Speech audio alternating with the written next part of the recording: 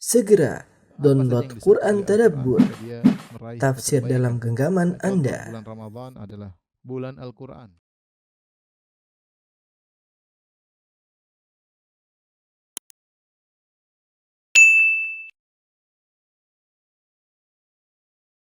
Bismillahirrahmanirrahim. Assalamualaikum warahmatullahi wabarakatuh. Alhamdulillahi ala ihsanih wa syukru lahu ala taufiqihi wa amtinanih. Asyhadu an la ilaha illallah wahdahu la syarika lahu ta'ziman li sya'nih. Wa asyhadu anna Muhammadan abduhu wa rasuluhu da'ila ridwanih. Allahumma salli alaihi wa ala alihi wa ashabihi wa ikhwanih. Hadirin dan hadirat yang dirahmati oleh Allah Subhanahu wa taala. Alhamdulillah, puji dan syukur kita panjatkan kepada Allah yang terus memberikan kita kenikmatan yang tiada henti-hentinya, silih berganti. Dan di antara sekian banyak kenikmatan yang Allah berikan kepada kita adalah nikmat masih diberi kesempatan untuk mengingatnya, untuk sujud kepadanya, untuk berzikir dan untuk terus bisa menimba ilmu. Salawat dan salam semoga tercurahkan selalu kepada junjungan kita Nabi Muhammad sallallahu alaihi wasallam dan juga kepada keluarganya serta seluruh sahabat beliau tanpa terkecuali. Pada kesempatan bahagia ini kita akan bahas topik tentang tips bagaimana agar kehidupan kita terasa lebih bermanfaat ya. Hal ini perlu kita bahas kenapa? Karena kehidupan kita, umur kita terbatas ya. Dan ini sudah kita yakini semuanya bahwasanya kullu nafsin dha'iqatul maut. Setiap yang bernyawa pasti merasakan mati. Kita semua akan meninggal ya. Jadi kita sangat yakin umur kita terbatas. Yang jadi masalah kita tidak tahu sampai kapan umur kita tersebut. Batasan tersebut sampai kapan. Wa ma tadri nafsun madza taksibu ghada wa ma tadri nafsun bi ayyi ardin tamut. Sungguhnya tidak ada satu jiwa pun yang tahu apa yang dia lakukan besok dan tidak ada satu jiwa pun yang tahu di bumi mana dia akan meninggal dunia.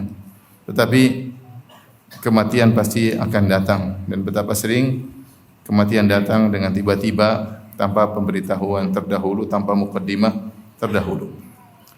Dari situ kita umur kita yang misteri yang tidak ada yang mengetahuinya ini, yang jelas kita sekarang masih hidup, hendaknya kita manfaatkan sebaik-baiknya sebagai bekal kita untuk melanjutkan kehidupan berikutnya. Ya, karena begitu kita selesai dari fase kehidupan ini, kita akan masuk pada fase berikutnya, itu fase alam barzakh. Yang fase tersebut entah berapa tahun lamanya menantikan tibanya hari kiamat. Setelah itu kita melanjutkan lagi fase berikutnya. Ya, kalau di padang mahsyar sekitar 50.000 tahun, kemudian kita lanjutkan lagi fase berikutnya. Setelah itu, apakah surga atau neraka yang tiada penghujungnya. Fase kehidupan setelah ini panjang-panjang. Alam barzakh saja bisa jadi ratusan tahun atau ribuan tahun, entah berapa tahun sampai hari kiamat, apalagi setelah hari kebangkitan. Namun, kehidupan kita selanjutnya semua bergantung kepada fase kehidupan yang kita jalani sekarang ini. Inilah saatnya kita menanam. Inilah saatnya kita menebar benih, karena begitu kita meninggal dunia kita langsung merasakan dampaknya, merasakan buahnya ya. Saya selalu cerita kisah ini, tapi saya cerita lagi ketika saya menguburkan ibu saya kurang lebih setahun lalu ya. Kemudian ada seorang kawan yang datang jauh-jauh ya, panas-panas dia datang, kemudian dia ikut menguburkan. Maka saya bilang terima kasih dok, datang jauh-jauh ikut. Padahal saya nggak panggil juga, jadi dia datang kemudian dia ngurusin. Dia bilang saya enggak capek Ustaz. Memang ini untuk saya, bukan untuk orang lain. Apa yang saya capek sekarang ini, begitu saya meninggal saya akan rasakan hasilnya. Begitu saya masuk alam barzakh, saya langsung rasakan apa? Hasilnya ya. Kata-kata dia yang sedikit itu mengena ya, artinya benar kita sekarang saatnya berletih-letih memanage umur kita yang entah kapan habisnya, karena waktu kita untuk beramal, untuk menabuh benih kebaikan terbatas. Sementara godaan-godaan begitu banyak ingin menjadikan kita membuang umur kita tanpa faedah. Karenanya masa ini perlu untuk kita ingat, untuk kita saling mengingatkan agar kehidupan kita ini lebih bermanfaat. Di antara penyesalan orang-orang nanti adalah mereka kurang beramal soleh. Ya. Ya. Kata Allah Subhanahu wa taala, yaqulu ya laitani qaddamtu li hayati. Maka manusia akan berkata pada hari kiamat kelak, ya laitani qaddamtu li hayati. Seandainya dulu di dunia saya beramal soleh untuk kehidupanku yang sungguhnya. Qaddamtu ay fid dunya, ketika di dunia saya beramal soleh, li hayati untuk kehidupanku yang sesungguhnya, yaitu setelah di hari kiamat kelak. Inilah kehidupan yang sungguhnya. Adapun sekarang adalah kehidupan yang permainan senda gurau, ya. Mataul gurur, ya. Kesenangan yang menipu. Wa inna darul akhirata lahiyal hayawan. Adapun kehidupan yang sungguhnya adalah kehidupan akhirat. Karena Nabi SAW berkata, labbaik la aisha illa aishul akhirah. Ya Allah, sungguhnya tidak ada kehidupan yang sejati kecuali kehidupan yang di akhirat kelak. Ketika seorang sudah meninggal dunia, selesai, dia tidak lagi bisa beramal. Makanya Allah sebutkan tentang cita-cita atau angan-angan seorang ketika akan meninggal dunia. Allah berfirman, ya ayyuhalladzina amanu la tulhikum amwalukum wala auladukum an dzikrillah wa may yaf'al dzalika fa ulaika humul khasirun wa anfiqu mimma razaqnakum min qabli ay ya'ti ahadakumul maut fayaqula rabbi laula akhartani ila ajalin qaribin fa asaddaqa wa akum minas salihin wa la yu'akhirullahu nafsan idza jaa ajaluha. Kata Allah, wahai orang yang beriman, janganlah kalian terlalaikan dengan harta kalian, dengan anak-anak kalian dari mengingat Allah Subhanahu wa taala. Siapa yang terlalaikan dari mengingat Allah karena kesibukan dengan dunia, fa ulaika humul khasirun. Mereka adalah sungguh-sungguh orang yang merugi, ya. Ruginya bukan di dunia, ruginya di akhirat nanti. Karena kerugian sungguhnya kerugian di akhirat. Dia di dunia dia tidak rugi, dia untung, duitnya banyak, hartanya banyak, dia tidak ruginya di akhirat nanti. Fa ulaika humul khasirun. Mereka adalah orang yang sungguh-sungguh merugi. Wa anfiqu mimma razaqnakum min qabli ayati ahadakumul maut. Berinfaklah dengan sebagian harta yang kami berikan kepada kalian sebelum datang kepada salah seorang dari kalian kematian. Fa yaqulu rabbi laula akhartani ila ajalin qarib. Apa yang dikatakan? Ya Rabbku, tundalah kematianku meskipun hanya sebentar. Ajalin qarib, sebentar, 5 menit, 10 menit. Tapi kata Allah, buat apa? Dia mengatakan fa asaddaqa wa akum minas salihin. Aku ingin bersedekah. Aku ingin menjadi orang yang saleh. Wala yu'akhirullahu nafsan idza jaa ajaluha. Dan Allah tidak akan menunda ajal seorang jika telah tiba, ya. Ini impian seorang akan meninggal dunia. Ini kita enggak pernah dengar karena hal yang gaib. Ketika sudah malaikat maut di hadapan dia ingin, itu yang ingin diinginkan dari Allah Subhanahu wa taala. Kalau bisa ditunda 5 menit, 10 menit dia akan bisa lakukan banyak hal. Meskipun 10 menit. Tetapi ketika tiba malaikat maut datang, dia tidak bisa menunda sama sekali. Nah, kita sekarang di depan kita alhamdulillah masih, kita enggak tahu, tapi alhamdulillah kita hidup. Ya, masih ada umur, alhamdulillah. Ya. Kita masih bisa berbuat, kita masih bisa melakukan. Coba kalau seandainya kita pergi kuburan, kita lihat orang-orang yang di bawah tanah semua. Kalau kita tanya, mereka ingin apa? Tentu mereka banyak keinginan, banyak angan-angan. Seandainya kami masih hidup, tentu kami ingin ini, ingin ini, angan-angan. Mereka sudah enggak bisa lagi. Nah, kita sekarang masih hidup. Kita punya cita-cita masih bisa kita lakukan.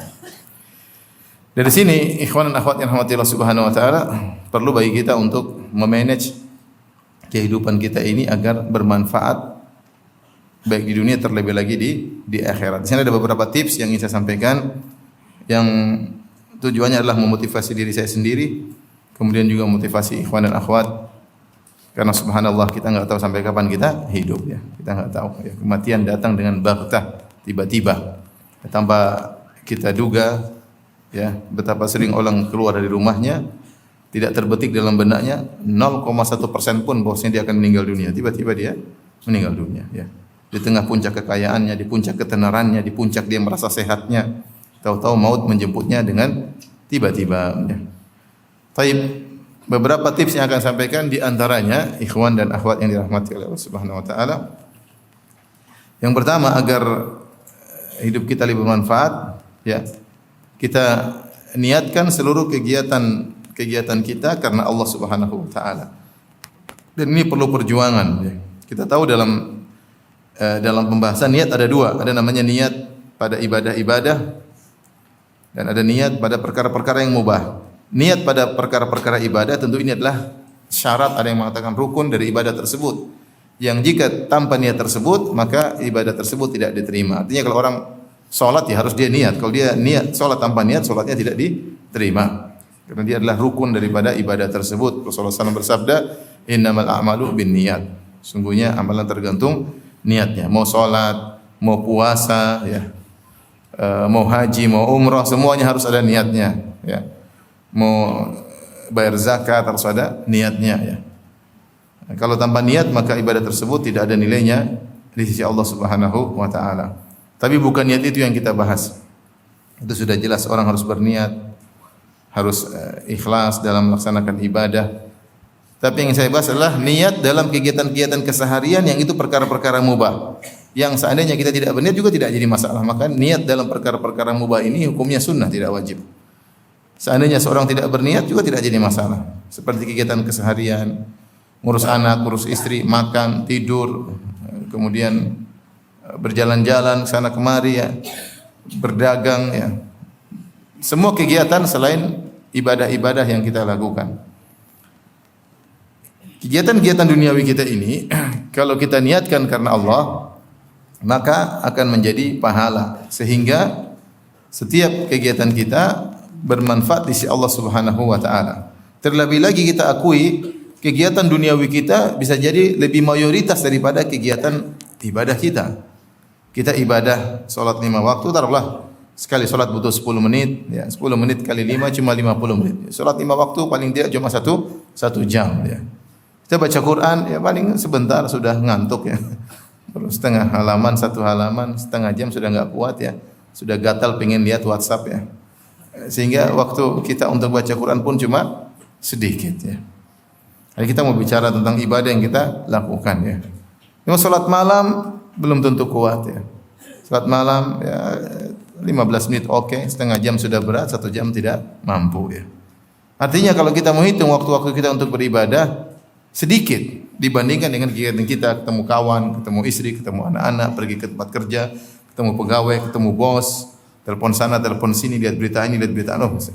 Tidak ada nilainya dibandingkan dengan kegiatan duniawi kita. Nah, padahal ini semua pakai umur kita untuk beribadah, umur kita untuk kegiatan apa? Duniawi. Umur adalah modal dasar kita. Nah, kita ingin kegiatan duniawi kita ini pun berpahala di sisi Allah Subhanahu wa taala. Dan itu bisa jika kita niatkan karena Allah Subhanahu wa taala.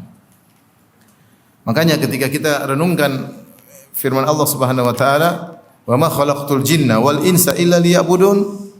Tidaklah aku ciptakan jin dan manusia kecuali untuk beribadah kepadaku. Artinya kehidupan kita seharusnya seluruhnya untuk ibadah kepada Allah Subhanahu wa taala.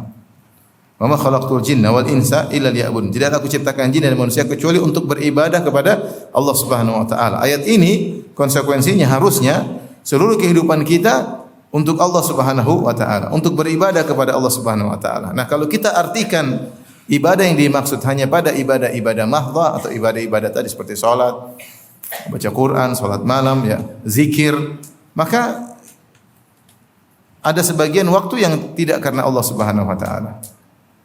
Oleh karenanya kita harus memahami ayat ini dengan lebih luas ya, sebagaimana disebut oleh Syekh Abdul Karim Al-Khudair hafizahullah taala.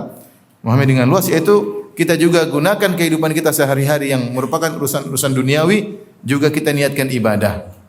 Sehingga kita benar-benar bisa mewujudkan ayat tersebut bahwasanya kehidupanku seluruhnya untuk Allah Subhanahu wa taala. Makanya Allah berfirman, "Qul inna salati wa nusuki wa mahyaya wa mamati lillahi rabbil alamin." Katakanlah, sungguhnya salatku ya, dan sembelihanku, hidupku dan matiku. Hidupku untuk Allah, matiku juga untuk Allah. Konsekuensi bahwa seluruh kegiatan kita, gerak-gerik kita harusnya karena Allah Subhanahu wa taala. Dan dengan niat yang benar, yang tulus karena Allah, perkara-perkara duniawi bisa berubah menjadi perkara ukhrawi. Dalil akan hal ini banyak seperti hadis Nabi sallallahu alaihi wasallam, "Lasta tunfiqu nafaqatan tabtaghi biha wajh Allah illa ujirta 'alaiha hatta ma taj'aluhu fi fami imra'atik atau fi imra'atik. Tidaklah engkau menginfakkan infak apapun, engkau berharap wajah Allah kecuali kau dapat pahala. Sampai suapan yang kau suapkan ke mulut istrimu. Ya, ya ini dalil yang sangat jelas ya. Sebagaimana perkataan Imam Nawawi rahimahullah taala, bahwasanya kondisi seorang lelaki ketika menyuapi istrinya benar-benar dalam kondisi mesra, jauh dari pembicaraan tentang agama ya. Kapan seorang suami sedang menyuap istrinya? Pasti lagi cinta-cintanya, lagi bulan madu ya. Baru dia menyuapi apa? Istrinya. Kalau sekarang sudah hampir tidak pernah ya. Tapi ketika awal nikah lagi bulan madu, masya Allah tiap hari nyuapin istri. Sekarang sudah bulan bawang ya, sudah jarang-jarang nyuapin istri lagi. Artinya kondisi ini ketika seorang suami sedang nyuapin istri, kondisi lagi di puncak-puncak mesranya. Terkadang itu bisa muncul kembali kalau kita lagi jalan-jalan sama istri, berdua-duaan, anak tinggal di rumah, nangis biarin aja kita pergi. Berdua ya kita bisa suap-suapan lagi. Artinya kondisi suap-suapan itu adalah kondisi sangat mesra, artinya jauh dari mengingat akhirat. Itu pun kalau seorang suami niatkan karena Allah dapat pahala atau tidak? Dapat. Kata Nabi sallallahu alaihi wasallam, semua yang kau keluarkan biaya, bahkan sesuap nasi makanan yang kau suapkan ke istrimu, kau dapat pahala dengan syarat tabtaghi biha wajh Allah. Engkau mencari wajah Allah. Jadi ini syarat. Syarat harus mengharap wajah Allah Subhanahu wa ta'ala ya.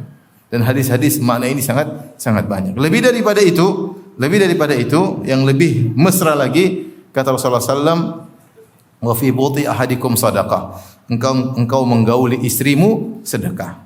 Ya. Artinya kalau seorang menggauli istrinya dengan berbagai macam niat yang baik, maka dia dapat pahala.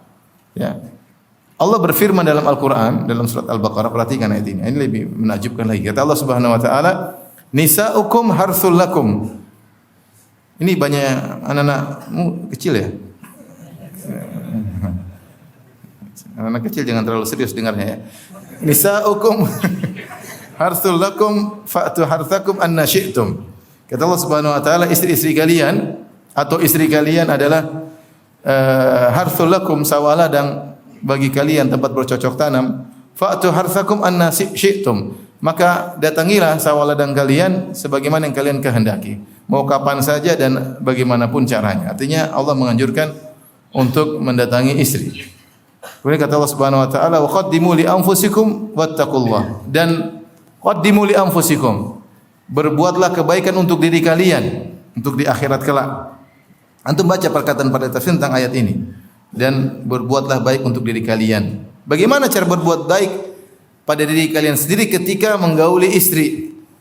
Bagaimana kita menjelaskan, mempraktekkan wa fi buti ahadikum sadaqah, ketika menggauli istri maka ada sedekahnya. Para ulama menjelaskan bahwasanya dalam ketika berhubungan dengan istri pun bisa banyak faedah pahala yang bisa dapatkan dengan niat. Masalahnya permainan apa? Niat. Contoh, kita niatkan untuk menjaga kemaluan kita, untuk menundukkan pandangan kita. Berpahala atau tidak? Berpahala. Karena di antara tujuan pernikahan adalah menundukkan apa? Pandangan, menjaga kemaluan. Contoh, kita niatkan, kita tambah lagi niat kita untuk menyenangkan istri sehingga menundukkan pandangan istri dan menjaga kemaluan apa? Istri. Terutama di zaman sekarang fitnah menimpa, menerpa bukan cuma kepada lelaki, bahkan juga kepada wanita. Perselingkuhan muncul dari dua sisi, menimpa lelaki maupun menimpa wanita. Dengan kita niatkan kita melayani istri, memenuhi kebutuhan biologisnya untuk menjaganya, maka kita dapat pahala. Contohnya kita tambahkan niat lagi adalah untuk memperoleh anak yang soleh dan soleha ya. Kemudian kita tambahkan lagi, ini kalau saya punya anak saya akan didik, insyaallah saya cita-citakan dia menjadi seorang dai atau seorang pekerja yang bermanfaat bagi Islam dan kaum muslimin ya. Sudah berapa niat? Banyak ya. Contohnya saya niatkan lagi agar saya tidak terjerumus dalam perkara yang haram ya. Untuk saya menyalurkan pada perintah Allah, saya menjalankan perintah Allah mendatangi istri dan saya menjauhkan dari diri saya dari perkara yang haram ya. Dalam perbuatan ini menggauli istri pun ini perbuatan mubah, bukan perkara yang maksudnya bukan ibadah, tetapi ternyata waqaddimu li anfusikum. Kalau seorang ketika menggauli istrinya pun dia niatkan karena Allah, maka dia dapat apa? Pahala. Jelas ya. Ini menunjukkan urgensinya kita memperhatikan niat kita. Jangan setiap kita melakukan kegiatan kita asal melakukan saja. Berhenti sebentar, periksa niat, apa yang kau niatkan. Ini boleh bagus atau tidak. Buat apa kau melakukannya? Karena itu punya pengaruh luar biasa terhadap apa? Pahala. Ingat Allah sebentar. Seperti ketika ada seorang ditanya, "Ala tahdhurul janazah?" Tidakkah kau melayat jenazah? Kata dia, "Makanakum hatta uhdhiran niyat." Tunggu sebentar sampai saya hadirkan apa? Niat. Ini meskipun menghadiri jenazah adalah suatu ibadah yang jelas, tetapi maksudnya ini juga kita terapkan dalam segala kegiatan kita sehari-hari. Ya. Kaidah menyatakan bahwasanya tidak mungkin ada pahala kecuali kalau ada niat. Semua yang karena Allah baru ada pahalanya. Kalau enggak ada niatnya enggak ada pahalanya. Rasulullah SAW bersabda, "Innamal a'malu binniyat." Sungguhnya amalan tergantung niatnya. Kalau kau niatkan karena Allah dapat pahala. Bahkan perkara-perkara yang mubah, perkara-perkara yang biasa. Dari sini, kalau kita bekerja, keluar rumah, kita niatkan saya mencari nafkah untuk anak-anak karena perintah Allah. Saya adalah kepala keluarga. Saya harus menafkahi anak istri. Insya Allah dapat pahala. Ya. Dari kita keluar rumah sampai pulang dapat pahala. Niat berangkat pergi dari rumah pagi-pagi. Sedikit aja. Ini ada connecting sedikit aja, enggak ada masalah. Allah sudah tahu niat kita untuk itu ya. Atau saya bekerja, saya ingin belikan hadiah buat orang tua. Mumpung orang tua saya masih hidup, saya kumpulkan uang.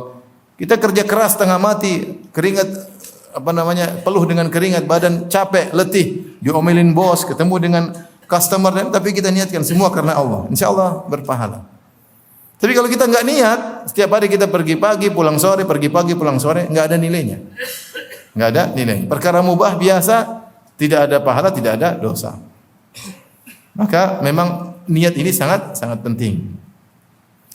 Dalam satu hadis dalam Sahih Bukhari, ketika Rasulullah SAW mengutus Abu Musa al-Asy'ari dengan Mu'adz bin Jabal ke negeri Yaman untuk berdakwah. Diutus mereka berjalan bersama dalam perjalanan dari kota Madinah menuju negeri Yaman. Sebagian ke arah bagian Yaman yang lain, satunya ke bagian Yaman yang lainnya. Di Yaman mereka berpisah masing-masing berdakwah. Di tengah perjalanan Mu'adz bin Jabal bertanya kepada Musa al-Asy'ari. Musa al-Asy'ari kelihatan rajin sekali. Mu'adz bin Jabal adalah fakihnya para sahabat, ya. A'lamun nas bil halal wal haram. Sahabat yang paling ngerti tentang halal dan haram, Mu'adz bin Jabal radhiyallahu taala anhu. Maka dia bertanya kepada Abu Musa al-Asy'ari, "Kaifa taqra'ul Qur'an?" Bagaimana kau baca Al-Qur'an wahai Abu Musa al-Asy'ari? Diskusi di antara mereka. Abu Musa al-Asy'ari radhiyallahu anhu berkata, "Qa'idan wa qa'iman wa 'ala ar-rahilah atafawwaquhu tafawwuqan." Atau kama qala. Beliau berkata, aku baca Al-Qur'an ketika duduk, ketika berdiri, di atas onta aku baca Qur'an dan aku baca sedikit demi sedikit. Artinya kesehariannya isinya dengan apa? Baca Qur'an. Maka apa jawaban Mu'adz bin Jabal, seorang faqih dari kalangan sahabat? Dia berkata, "Ama anamu wa akum." Adapun aku tidur, aku salat malam. Wa ahtasibu naumati kama ahtasibu qaumati. Dan aku berharap dapat pahala dalam tidurku sebagaimana aku berharap dapat pahala dalam salat malamku.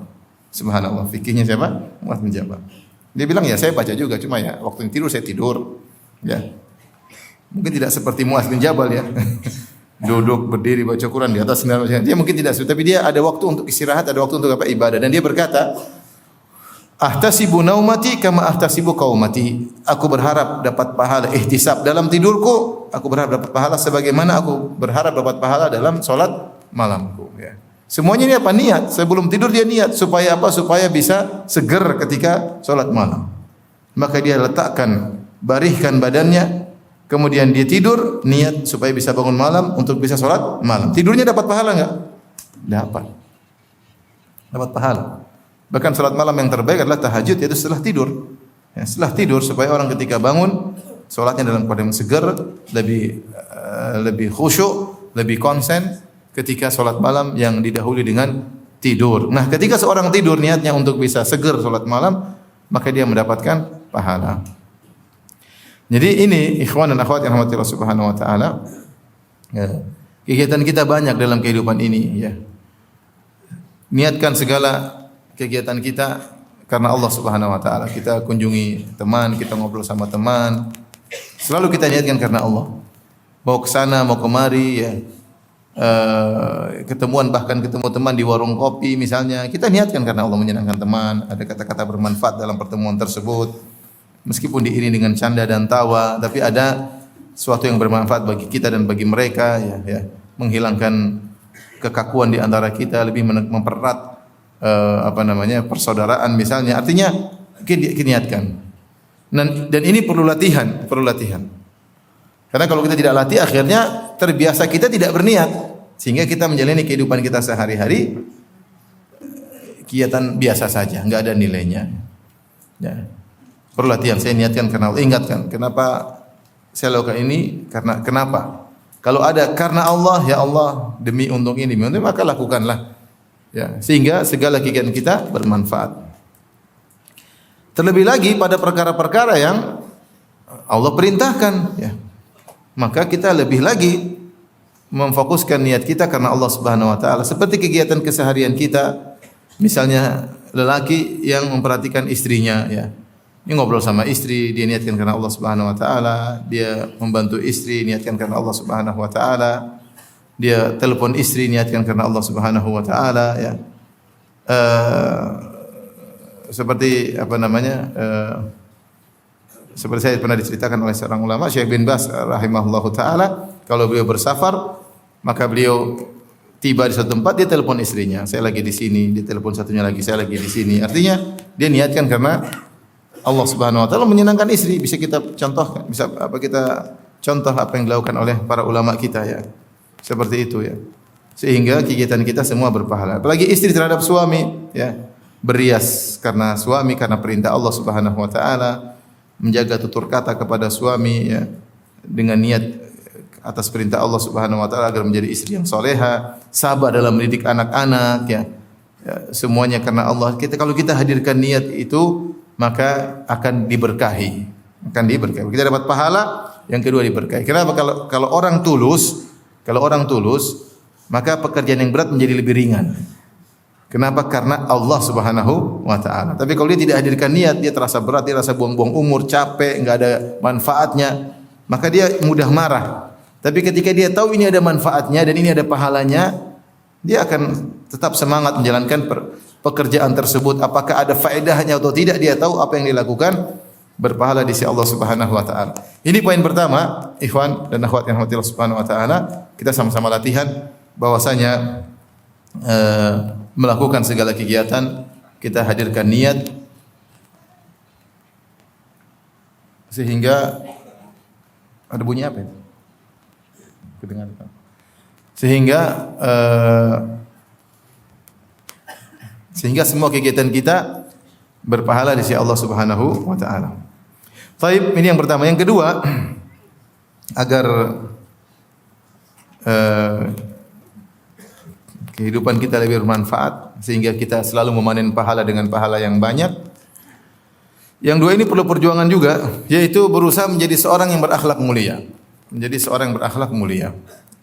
Sehingga dalam segala kegiatan kita, ketika kita berakhlak mulia, menjadi pahala di sisi Allah Subhanahu wa taala. Rasulullah SAW bersabda, ya, "Ma min syai'in athqalu fi mizanil mu'min yaumal qiyamah min husnil khuluq." Tidak ada suatu amalan yang paling berat di timbangan seorang mukmin pada hari kiamat kelak seperti akhlak yang mulia. Jadi amal banyak, ada amal ibadah ini, ada amal ibadah anu. Tetapi Rasulullah SAW mengatakan tidak ada amal yang paling berat timbangannya di hari kiamat kelak seperti akhlak yang mulia. Dan ini bukan perkara yang sepele. Berarti akhlak mulia pahalanya besar. Makanya Allah Subhanahu wa taala menyebutkan ciri-ciri di antara ciri-ciri penghuni surga ketika Allah mengatakan wa'iddat lil muttaqin, Allah siapkan surga bagi orang yang bertakwa. Allah sebutkan ciri-ciri mereka, alladzina yunfiquna fis sarra'i wad dharra'i wal kadhiminal ghaidhi wal kadhiminal ghaidha wal 'afina 'anil nas. Itu orang-orang yang berinfak dalam kondisi lapang maupun dalam kondisi sulit, dan orang-orang yang memaafkan orang lain. Orang-orang yang meredam amarah dan orang-orang yang memaafkan orang lain. Al kadhiminal ghaidh, dia meredam amarah. Dia kemarahan sudah di puncak, bisa dilampiaskan, tapi dia redam. Ini akhlak mulia, ya. Kemudian wal afina 'anil nas, orang-orang yang mudah memaafkan. Orang mungkin dia dizalimi, dikata-katain mungkin, tapi dia memaafkan. Ini contoh dalil bahwasanya akhlak mulia sebab utama untuk masuk surga, ya. Dan Nabi SAW menegaskan, akmalul mu'minina imanan ahsanuhum khuluqa. Kata Nabi SAW, orang beriman yang paling sempurna imannya adalah yang paling baik akhlaknya. Rasulullah SAW menggandengkan antara akhlak mulia dengan keimanan. Bahwasanya barometer keimanan adalah dilihat dari akhlak mulia seseorang. Ya. Rasulullah SAW mengatakan juga, aqrabukum minni majlisan yaumal qiyamah ahasinukum akhlaqa. Yang paling dekat kedudukannya denganku pada hari kiamat, berarti surganya paling tinggi dekat dengan Nabi SAW adalah yang paling terbaik akhlak kalian. Jadi jangan disepelekan, jangan kita merasa ibadahnya baca Quran, hanya salat malam. Tapi akhlak mulia ternyata ibadah yang mulia, bahkan barometer keimanan seseorang. Rasulullah SAW berkata, khairukum li ahlihi wa ana khairukum li ahli. Sebaik-baik kalian di sisi Allah adalah yang terbaik bagi istrinya, dan aku adalah suami yang terbaik. Ya. Jadi ini di antara dalil menunjukkan bahwasanya akhlak mulia adalah ladang pahala yang luar biasa. Saya merenungkan perkataan Syekh Sa'di dalam risalahnya yang tipis cuma 6 halaman kalau tidak salah, ya. Husnul Khuluq, ya, tentang akhlak yang mulia. Beliau menyebutkan bahwasanya tentang keistimewaan akhlak mulia. Akhlak mulia di antara keistimewaannya, artinya apa? Ini ibadah yang mengambil banyak umur seseorang. Sehingga kalau dia bisa mencapai ibadah ini, maka potensi dia dapat pahala sangat banyak. Kenapa? Karena kehidupan kita mayoritasnya interaksi, ya atau tidak? Kita interaksi dengan Allah dalam ibadah-ibadah tertentu, dan kebanyakannya kita interaksi dengan sesama kita, interaksi dengan istri, interaksi dengan anak, interaksi dengan tetangga, interaksi dengan jamaah di masjid, interaksi dengan murid, interaksi dengan guru, interaksi dengan teman kerja kita, interaksi dengan teman kantor, interaksi dengan supir, interaksi dengan pembantu. Kehidupan kita rata-rata isinya interaksi. Hubungan kita dengan orang lain. Nah, kalau kita sudah sampai pada derajat akhlak yang mulia, setiap interaksi kita tersebut berpahala. Setiap interaksi kita tersebut berpahala, ya. Sehingga banyak dari umur kita yang kita gunakan untuk interaksi dengan sesama manusia ternyata merupakan ladang pahala. Makanya ketika kita bisa bersabar, ketika kita bisa memaafkan, kita harus menghadirkan ini adalah ladang pahala. Kebanyakan kita hanya bisa menghadirkan merasa dapat pahala ketika kita baca Quran, kita baru rasa dapat pahala. Ketika salat malam rasanya dapat pahala. Tapi ketika kita memaafkan, ketika kita mengalah, ketika kita murah senyum, ketika kita sabar, ya, seakan-akan tidak ada pahalanya. Padahal ini pahalanya besar. Bahkan paling berat di akhirat kelak adalah pahala akhlak mulia. Ya. Ana zaimun bi baitin fi a'lal jannah liman hasana khuluquhu. Aku menjamin istana di tengah surga atau di bagian paling tinggi surga bagi orang yang memperindah akhlaknya. Maka dari sini, ikhwan dan akhwat yang rahmatillah subhanahu, seorang melatih diri untuk berakhlak mulia sehingga setiap interaksi yang dia lakukan dia dapat pahala. Kalau setiap dia di mana-mana disenangi oleh orang nyaman sama dia, itu tanda akhlaknya mulia, ya. Kata Nabi sallallahu alaihi wasallam, akmalul mu'minina ahsanuhum khuluqa. Orang beriman yang paling tinggi iman, yang paling baik akhlaknya, al-muwatti'una aknafan alladzina ya'lafun wa yu'lafun. Yaitu orang-orang yang bentangkan tangannya, ya, artinya mudah dia bergaul, dan dia ya'lafun wa yu'lafun, mudah bergaul dan mudah diajak untuk bergaul. Itu mudah, ya. Makanya ketika Rasulullah SAW mengatakan, ala ukhbirukum biman tahrumu alaihin nar, mau aku kabarkan kepada kalian tentang orang yang haram dibakar oleh api neraka, dan haram dia masuk neraka, kullu qaribin sahlin layyinin, ya, kata Nabi SAW, setiap orang yang dekat, mudah, ringan, artinya orang mudah bergaul. Ini diantara tanda-tanda seorang berakhlak mulia. Semua orang nyaman dengan dia. Dia kalau sama istri nyaman sama dia.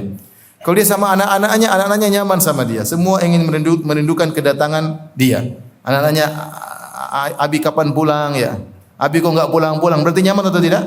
Nyaman. Istri tanya, Abi kok enggak pulang-pulang? Nyaman. Tapi kalau Abi enggak usah pulang aja, ya,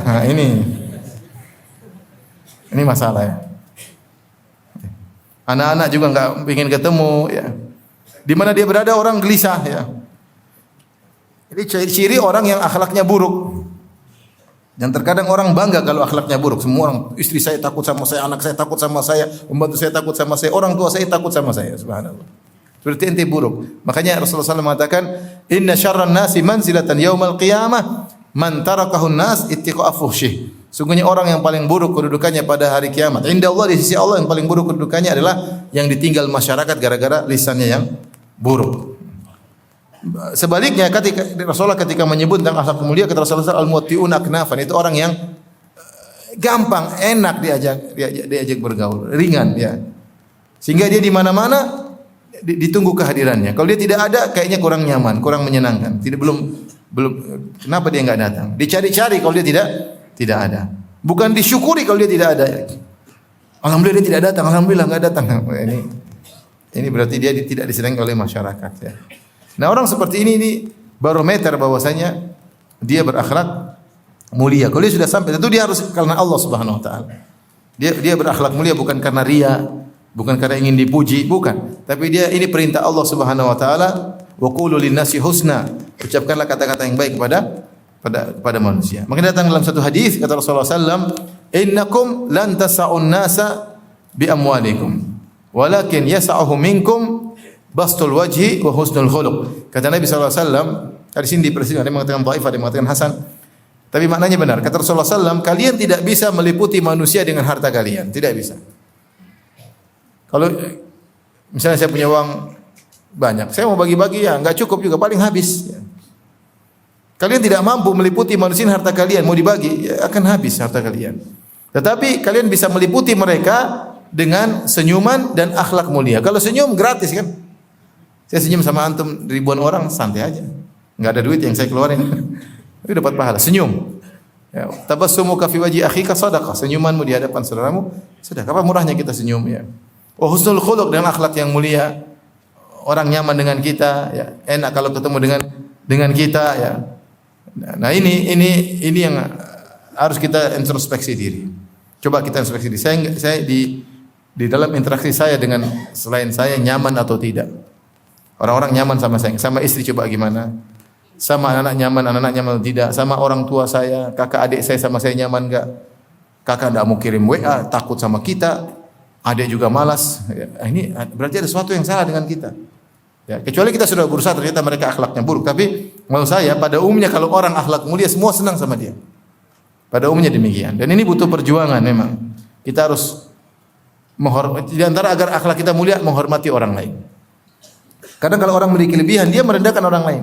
Sejauh mana kau merendahkan orang lain, kau juga akan direndahkan oleh orang lain. Tapi kalau kau menghargai orang lain, kau menyadari kekuranganmu. Orang ini dia manusia, tapi masya Allah dia begini. Akhirnya ketika kita menghargai orang lain juga akan menghargai kita. Ketika kita berbicara dengan orang lain, ada nada sombong, orang ngerti ini orang sombong. Nah, dia tidak respect dengan kita. Tapi kalau kita tawadhu karena Allah lah, bukan karena ingin. Kita memang disuruh sama orang kan kita tawadhu ya. Kita tawadhu, kita ngomong dengan nada menghormati, kita menghargai apa yang dia lakukan. Dia pasti merespon dengan yang sama. Ya. Oleh karenanya ini diantara agar hidup kita bermanfaat sehingga setiap detik yang kita lewati argo pahala berjalan, caranya kita berakhlak mulia.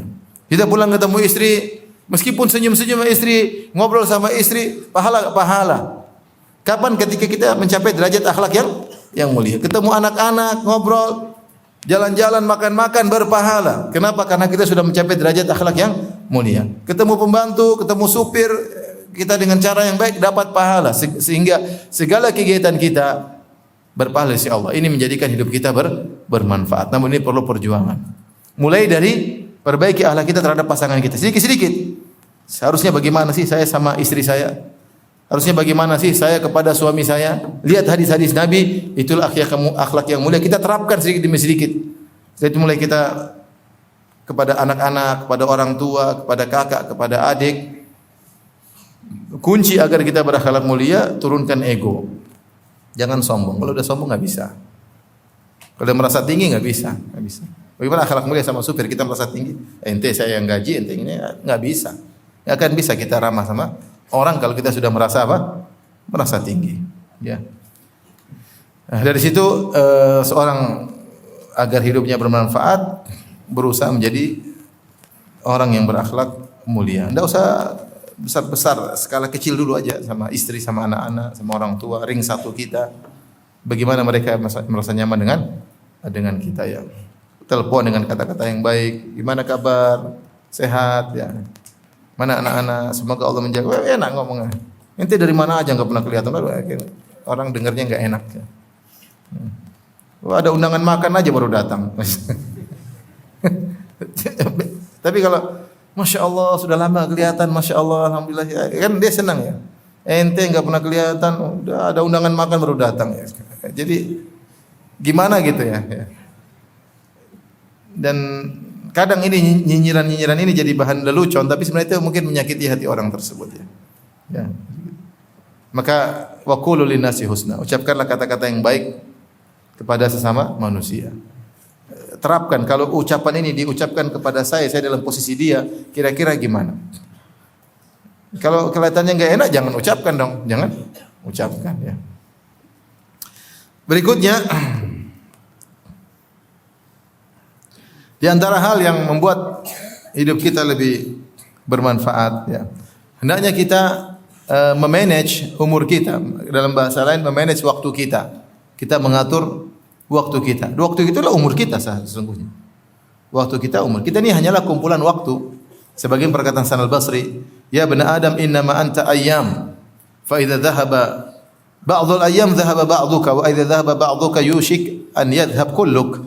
Kata Hasan Al-Basri, wahai anak Adam, sungguhnya engkau adalah kumpulan hari-hari. Dan hari-hari kumpulan menit-menit. Kumpulan jam-jam, kumpulan menit-menit, kumpulan detik-detik. Engkau adalah kumpulan hari-hari. Jika telah pergi sebagian hari darimu, maka telah pergi sebagian umurmu.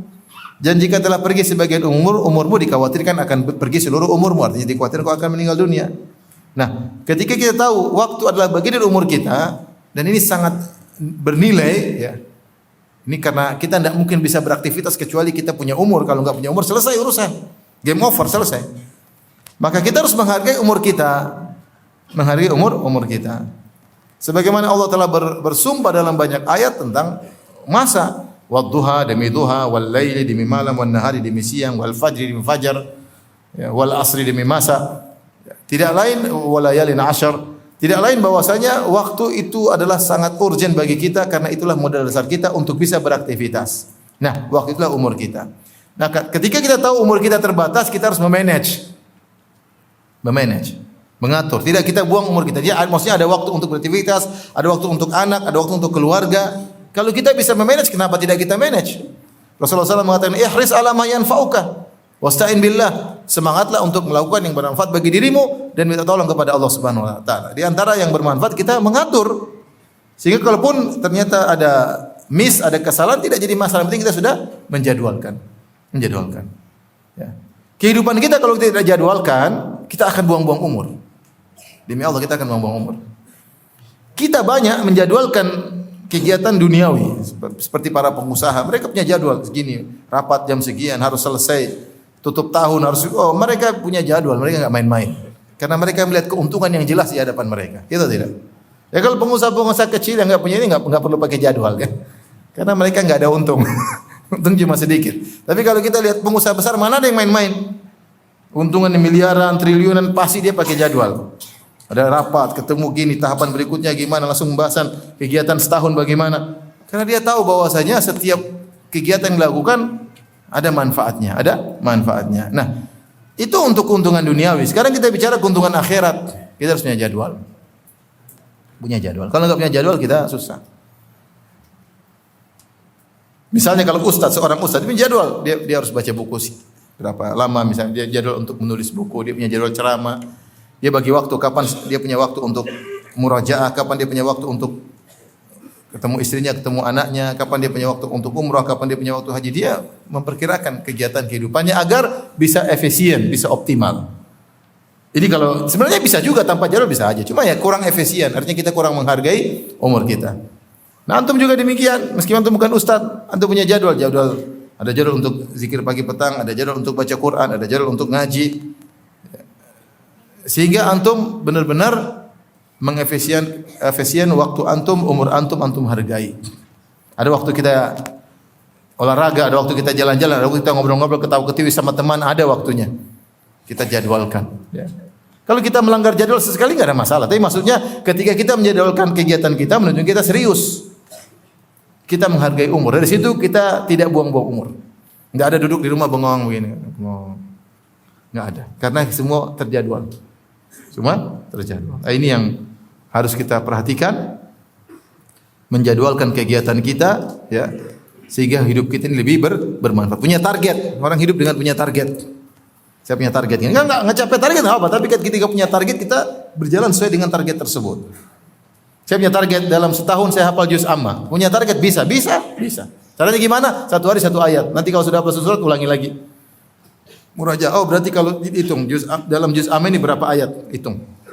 Bagi 365 hari. Berarti satu hari saya harus hafal berapa ayat? Dipotong dengan murajaah. Kalau saya sudah hafal surat, murajaahnya berapa hari? Bisa. Kenapa enggak bisa? Bisa. Hafal juz amma dalam waktu 1 tahun. Anak-anak aja enggak sampai sudah hafal juz amma. Ini saya bicara orang yang bahlul maksudnya.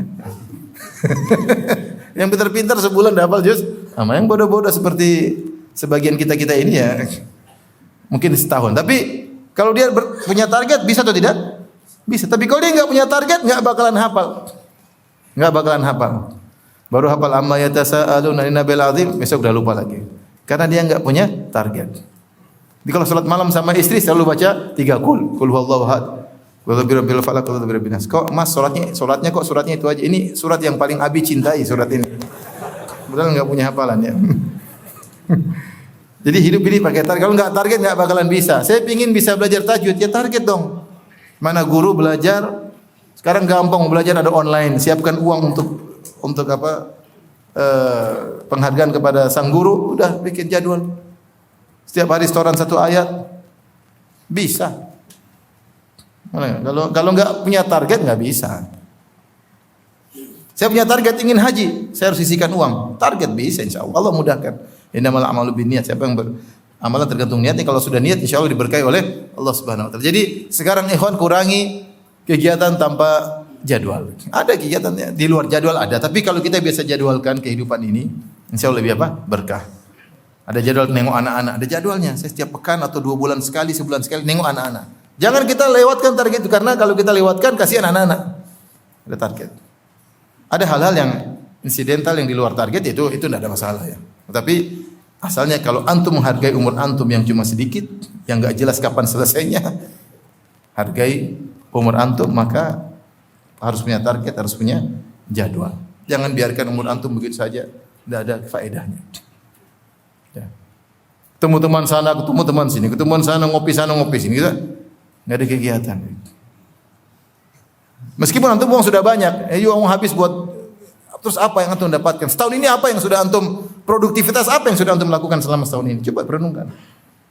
Dunia mungkin dapat agama yang modal antum ketemu Allah, modal antum ketemu malaikat mungkar dan nakir, apa? Lihat. Dan target tersebut terkadang bukan cuma diri kita, target terhadap anak, terhadap intinya hidup ini jangan diremehkan. Umur ini begitu cepat habis.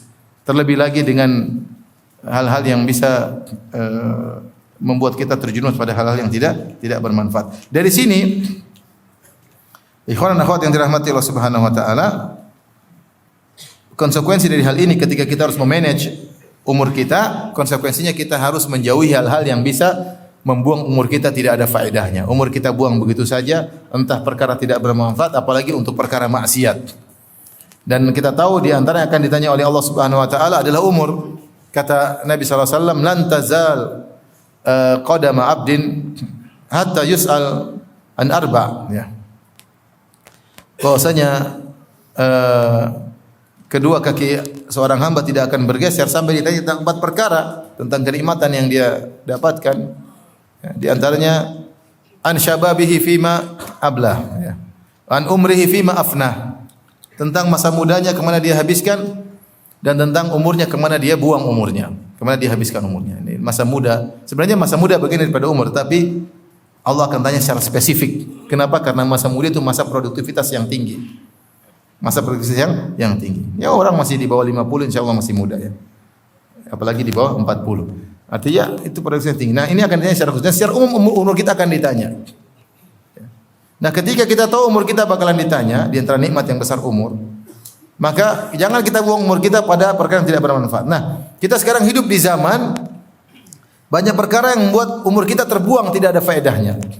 Terutama dengan adanya medsos. Kalau antum ingin hidup antum bermanfaat, kurangi medsos. Kurangi apa? Medsos.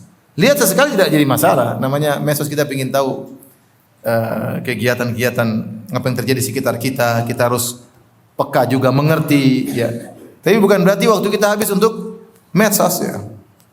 Seorang tidak sadar dia duduk 1 jam, dia cuma scroll atas, scroll bawah. Ya. Berita ini, klik, nonton 10 menit. Klik lagi, nonton 10 menit. Klik lagi, nonton 10 menit. Tidak terasa 1 jam sehari. Bisa jadi 2 jam. Coba 1 jam itu dia buat baca Quran 15 menit saja. Betapa banyak pahala yang akan dia dapatkan di akhirat kelak. Kalau setiap hari misalnya dia maksiat, dia nonton film Korea misalnya. Korea film maksiat atau bukan? Hah? Maksiat atau bukan? Maksiat lah, kita lihat cewek situ terbuka auratnya.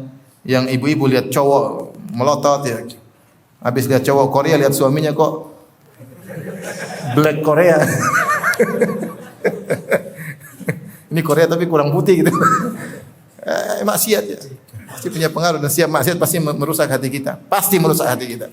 Bikin malas ibadah, enggak semangat baca Quran, kalau baca Quran dikit udah ngantuk, membangkang angkat suara sama suami dan lainnya. Maksiat. Coba kita bayangkan kalau setiap hari kita nonton film Korea 1 jam. Kalau 1 bulan udah 30 jam. Jadi kalau hari libur Minggu, Sabtu Minggu bisa 2 jam, 3 jam. Bayangkan 30 jam. 360 hari 360 jam. Kali 10 tahun sudah berapa umur kita? Nanti ditanya oleh Allah. Isinya Korea. Pantaskah kita buang umur kita untuk lihat seperti ini? Itu jadi masalah. Tapi masalahnya kecanduan. Nonton berita. Tapi berita boleh kita nonton berita, ya boleh. Pengen tahu kondisi, tapi faedah yang didapatkan sedikit dibandingkan dengan manfaatnya. Berita ini, sidang pertama, sidang kedua, sidang kedua, menghadirkan pengacara, ujungnya mati nggak sih? Ujungnya ini nggak tahu.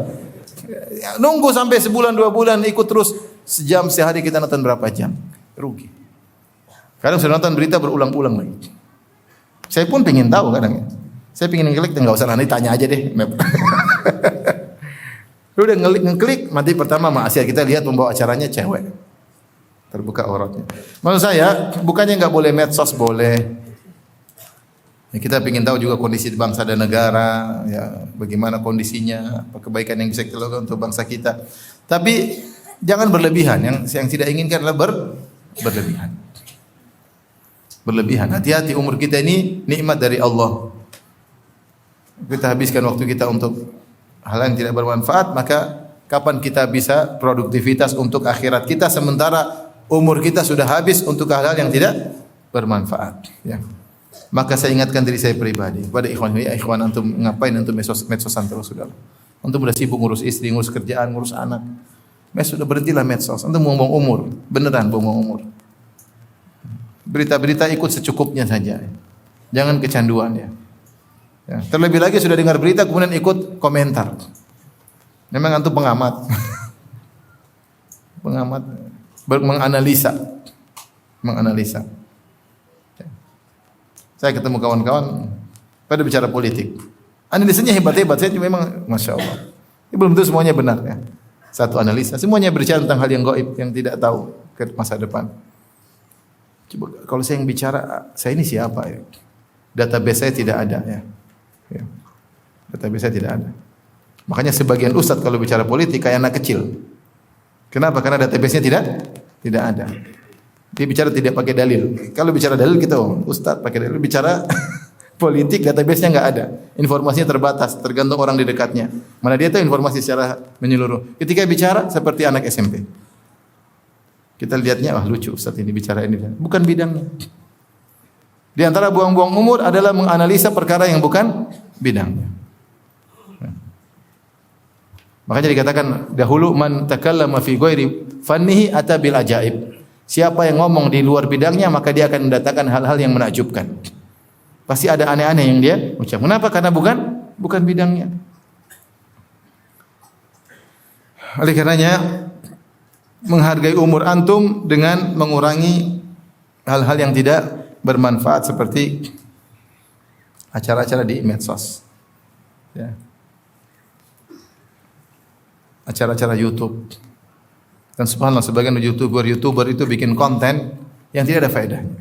Hanya membuang umur masyarakat. Bikin konten tentang kekayaan, inilah. Oh, no, macam-macam. Di 10 menit. Yang nonton anak muda 10 juta orang nonton. Bayangkan dia buang umur 10 juta kali 10 menit orang. Di hari kiamat dia akan ditanya, membuang umur orang. Itu kan anak-anak kayak gitu. Hanya cita-cita jadi apa nak? Jadi YouTuber.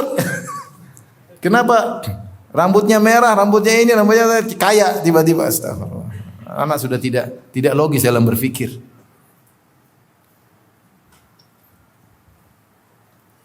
Jadi kita jangan sampai terkondisikan sehingga kita kemudian menghabiskan umur kita untuk hal yang tidak bermanfaat. Saya ulangi lagi, bukan berarti saya melarang medsos. Medsos perlu, cuma ada waktunya. Yang bermanfaat kita tidak apa-apa, yang enggak bermanfaat kita sekedarnya untuk sekedar mengetahui kondisi ya, agar kita tahu bagaimana kita bersikap menghadapi kondisi yang ada. Wallahu alam bishawab. Kemudian ikhwan dan akhwat yang dirahmati Allah Subhanahu wa taala, di antara hal yang membuat kehidupan kita bermanfaat, kalau Allah sudah membukakan bagi kita suatu pintu amal, geluti dengan baik. Geluti dengan baik. Sebab dikatakan bahwasanya amal soleh itu seperti arzak. Amal soleh itu seperti rezeki-rezeki yang Allah bagi orang dengan berbagai macam model rezeki. Ada yang dikasih rezeki sebagai dokter, ada yang diberi rezeki sebagai pengusaha, ada yang diberi rezeki sebagai pedagang, ya. Ada yang sebagai petani, ada yang sebagai pekebun, ya. Rezeki bermacam-macam, tidak satu model. Demikian juga amal soleh. Amal soleh dibukakan pintu bermacam-macam. Ini ungkapan yang disampaikan oleh Imam Malik rahimahullah ketika beliau dikritiki, ya. Karena dilihat beliau sibuk sekali mengajarkan ilmu, ya.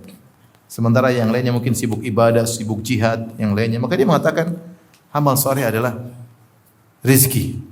Dan apa yang Allah bukakan bagiku belum tentu lebih buruk. Apa yang Allah bukakan bagi dia belum tentu lebih baik daripada yang Allah bukakan untuk siapa? Untuk saya. Masing-masing ada amal solehnya. Geluti. Nabi SAW mengatakan, Inna Allaha yuhibbu ahadakum idha amila amalan an yutqinahu. Sungguhnya Allah suka kepada seorang jika dia melakukan satu pekerjaan, dia lakukan secara profesional. Ya, dia secara profesional. Kalau antum dibukakan pintu sedekah, sedekah yang baik, teliti, teratur sedekahnya. Kalau antum dibukakan pintu ilmu, maka belajar dengan baik, belajar sampaikan dengan baik. Kalau antum dibukakan pintu mengajar di pondok, jadilah guru yang baik, ya. Ini ladang pahala, ya. Antum dibukakan pintu salat malam, seriusi salat malam tersebut, jangan sampai ketinggalan. Antum dibukakan pintu puasa sunnah Senin Kemis, kerjakan pintu tersebut. Jadi geluti apa yang Allah bukakan pada antum, ya. Dan apa tadi? Jangan terlalu banyak angan-angan, terlalu banyak ambisi sehingga tidak bisa menjalankan semua kegiatannya. Karena kemampuan kita terbatas. Misalnya ada orang datang, misalnya kepada saya lah, Ustaz ini jadi yayasan ini, pembimbing sana, pembina di sana. Saya bilang kalau saya jadi pembina semua, gimana saya bisa konsen? Otak saya terbatas, kemampuan saya terbatas, usaha saya terbatas, ilmu saya terbatas. Ya. Enggak mungkin. Ya, saya lakukan yang menurut saya bisa saya kerjakan. Sehingga ketika kita beraktivitas dalam kegiatan, kita bisa profesional, tidak ngoyo berlebih-lebihan sehingga akhirnya kita benci dengan kegiatan tersebut. Jangan sampai demikian. Ya. Contoh misalnya kita ngurus anak yatim, tapi kita ngoyo anak yatim, akhirnya kita nggak mampu ngurusin mereka, akhirnya kita capek, akhirnya kita benci kegiatan tersebut. Jangan. Jadi kita ngurus, mampu antum ngurus anak yatim berapa? Saya mampunya 10, ya udah 10 urusin, jangan lebih-lebih. Mampu ngurus 10, tapi kamu seriusin ngurusin 10 ini. Itu yang Allah bukakan bagi saya baru 10. Saya belum punya kemampuan, penghasilan cuma segini. Jangan ambisi kemudian tambah lagi 20, akhirnya kita berat sendiri, akhirnya 20 tersebut tidak bisa dihandle dengan baik, akhirnya pekerjaan kita tidak itqan, tidak mutqan, tidak profesional, ya. Seperti itu. Dalam segala kegiatan amal soleh. Menjadi pengurus masjid, saya pengurusi 10 masjid, ya gimana ngurusinnya? Ya nggak bisa lah. konsen beberapa masjid yang kamu mengurus, ngurus beberapa masjid tersebut, ngurus dengan baik. Allah sudah bukan pintu amal soleh kepadamu. Kalau kau melihat kemampuanmu lebih, silakan. Kalau enggak usah dipaksa. La yukallifullahu nafsan illa wus'aha. Allah tidak memberi luar kemampuan. Antum misalnya disuruh ngurus janda, ngurus. Antum bisa ngurus 4 janda, ya sudah, ngurus 4, jangan lebih-lebih. Belum tentu kuat. Ngurus 2 janda jangan mau setengah mati, apalagi janda tersebut anak-anak yatimnya. Ya. Semangat, saya ingin dapat pahala. Orang ngurus janda seperti berjihad di jalan Allah. Tapi apakah Nabi bilang harus ngurus 100 janda? Kan enggak kan? Ya semampunya. Ngurus janda, ngurus anak. Ya. Artinya geluti kegiatan antum, tapi jangan ngoyo ambisi berlebihan daripada kemampuan antum. Sebagian orang seperti itu, urusin proyek dakwah, pingin buka ini, pingin buka ini, enggak mampu. Akhirnya beban berat pada dirinya, akhirnya semua terbengkalai. Akhirnya tidak jalan. Sementara ada yang ngurusin cuma 2 tapi maju karena dia serius. Nah, ini diantara agar hidup kita bermanfaat, agar apa yang kita lakukan mutqan, maksudnya bermanfaat, profesional, dan kita merasakan hasilnya di dunia sebelum di akhirat. Ini agar hidup kita bermanfaat. Jadi kurangi terlalu banyak relasi. Relasi ini. Dikenal sama semua orang, tapi apa yang dia bikin, dia bisa bikin apa-apa. Jadi berusaha apa yang Allah sudah bukakan amal soleh bagi kita tekuni. Meskipun enggak banyak-banyak, meskipun ada seorang buka rumah tahfidz, ya apa murid 10 enggak apa, tapi dia tekuni. Kita enggak tahu, mungkin dengan sebab 1 orang masuk surga. Kalau buka besar-besar nanti kadang ria, sombong, tapi sudahlah. Yang Allah mudahkan tangani dengan baik. Tangani dengan baik ya. Taib ini mungkin ikhwan dan akhwat yang kita sampaikan pada kesempatan kali ini ya. Semoga sedikit ini bisa kita amalkan ya, agar kehidupan kita bisa lebih bermanfaat ya, untuk dunia kita, terlebih lagi akhirat kita ya. Dan kalau kegiatan kita manage dengan baik, insyaallah kita akan melihat hasilnya. Di antara kebahagiaan yang Allah berikan pada seorang, dia melihat hasilnya di dunia sebelum di akhirat. Makanya Nabi SAW ketika akan meninggal dunia, pemandangan terakhir yang Rasulullah meninggal di waktu duha, pemandangan terakhir Rasulullah lihat adalah ketika sholat subuh. Sholat subuh di hari Rasulullah SAW meninggal, para sahabat datang, kemudian mereka sholat berjamaah. Rasulullah SAW membuka tirai, kemudian Rasulullah SAW tersenyum ketika melihat para sahabat sholat berjamaah. Di antara kata para ulama, Allah memperlihatkan kepada Nabi hasil dakwah dia selama ini, para sahabat yang sholat subuh dengan begitu indah berjamaah. Maka Rasulullah SAW tersenyum ketika itu, bahagia melihat anak-anak didiknya atau gampangannya, sahabat-sahabat yang beliau didik menjadi orang-orang yang baik. Nah, kita pun demikian, kalau kita manage umur kita dengan baik, manage anak kita dengan baik, istri kita dengan baik, usaha kita dengan baik, kita akan dapat kebahagiaan sebelum di akhirat. Maka jadikanlah diri kita lebih bermanfaat. Allah taala alam.